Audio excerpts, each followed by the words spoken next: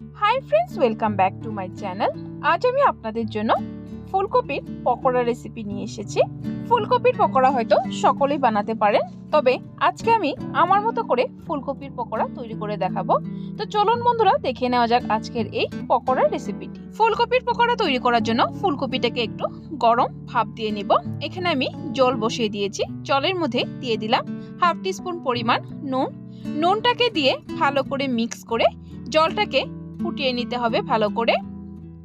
দেখুন জলটাকে ফুটিয়ে নিয়েছি। এখন এর মধ্যে বড় বড় টুকরো করে কেটে নেওয়া ফুলকপিগুলোকে দিয়ে দিব। ফুলকপিগুলোকে আমি বড় বড় টুকরো করে কেটেছি। আপনারা চাইলে ফুলকপিগুলোকে ছোট ছোট করেও কেটে নিতে পারেন। এইভাবে বড় রাখলে দেখতে ভালো লাগে ফুলকপিগুলো। দেখুন ফুলকপিগুলোকে গরম ভাপ দিয়ে নিয়েছি। ফুলকপিগুলোকে কিন্তু একদম সেদ্ধ করবে না, জাস্ট 30% সেদ্ধ করে নিলেই হবে। দেখুন ফুলকপিগুলোকে নামিয়ে নিয়েছি। এখন পকোড়ার কোটিং এর জন্য বেসনের ব্যাটারটা তৈরি করে নেব। এখানে আমি 1 কাপ পরিমাণ বেসন নিয়ে নিলাম। তারপর এর মধ্যে নিয়ে নিলাম 3 টেবিলস্পুন পরিমাণ চালের গুঁড়ো। চালের গুঁড়োতে কিন্তু পকোড়াগুলো খুবই ক্রিস্পি হয়, অবশ্যই ইউজ করবেন। নিয়ে নিলাম স্বাদ মতো নুন। তারপর দিয়ে দিলাম হাফ টিস্পুন পরিমাণ হলুদ গুঁড়ো। তারপর নিয়ে নিলাম এখানে 1 টিস্পুন পরিমাণ লঙ্কা গুঁড়ো। লঙ্কা গুঁড়োটা কিন্তু অবশ্যই ইউজ করবেন। আর দিয়ে দিলাম হাফ টিস্পুন পরিমাণ জিরে গুঁড়ো। তারপর নিয়ে নিলাম এখানে 1 টিস্পুন পরিমাণ কালো জিরে। কালো জিরেতে কিন্তু পকোড়াতে খুবই ভালো একটা টেস্ট আসে। আর দিয়ে দিলাম ধনে পাতা কুচি। এখন সবগুলো একসাথে ভালো করে মিক্স করে নেব। দেখুন ভালো করে মিক্স করে নিয়েছি। এখন অল্প অল্প জল দিয়ে একটা সেমি থিক ব্যাটার তৈরি করে নেব। জলের পরিমাণটা কিন্তু একবারে বেশি দেবেন না, অল্প অল্প করে দেবেন আর এইভাবে মিক্স করতে থাকবেন। দেখুন ব্যাটারটা আমার তৈরি হয়ে গেছে।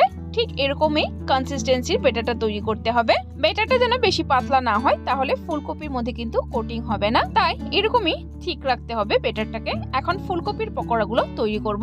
এখানে আমি একটা কড়াইতে তেল বসিয়ে দিয়েছি। তেলটা কিন্তু আমার গরম হয়ে গেছে। এখন বেসনের ঘোলের মধ্যে এইভাবে একটা একটা করে ফুলকপি ডুবিয়ে তেলের মধ্যে ছেড়ে দেব। বেসনের ঘোলটা কিন্তু ফুলকপির মধ্যে ভালো করে কোটিং করে দিবে, তাহলে পকোড়াগুলো কিন্তু খেতে ভালো লাগবে। আর পকোড়াগুলো দেওয়ার সময় তেলটাকে পুরোপুরিভাবে গরম করে তারপর গ্যাসের ফ্লেমটা মিডিয়ামে রেখে এইভাবে একটা একটা করে পকোড়া দিয়ে দেবে। যদি হাই ফ্লেমে পকোড়াগুলো ভাজেন তাহলে কিন্তু উপরের ভাগটা তাড়াতাড়ি ব্রাউন হয়ে যাবে আর ভিতরে কিন্তু কাঁচা থাকবে আর ক্রিস্পিও হবে না। এর জন্য বলছি গ্যাসের ফ্লেমটা মিডিয়ামে রেখে তারপরই পকোড়াগুলো ভাজবেন। দেখুন আমার পকোড়াগুলো কিন্তু ভেজে নেওয়া হয়ে গেছে, একদম পারফেক্টলি কালার এসেছে। এখন পকোড়াগুলোকে একটা পাত্রে নামিয়ে নেব। দেখুন কতটা সুন্দর কালার এবং খুবই কিন্তু ক্রিস্পি হয়েছে পকোড়াগুলো। একবার এইভাবে পকোড়াগুলো ট্রাই করে দেখবেন কতটা ভালো লাগে খেতে। বাকি পকোড়াগুলো আমি সেম প্রসেসে ফ্রাই করে নেব। তেলটাকে ভালো করে গরম করে তারপর গ্যাসের ফ্লেমটা মিডিয়ামে রেখে এক এক করে পকোড়া দিয়ে ফ্রাই করে নেব। দেখুন সবগুলো পকোড়া আমার ভেজে নেওয়া হয়ে গেছে। দেখিয়ে দিচ্ছি ভিতরটা কতটা সফট এবং উপরটা একদমই ক্রিস্পি হয়েছে।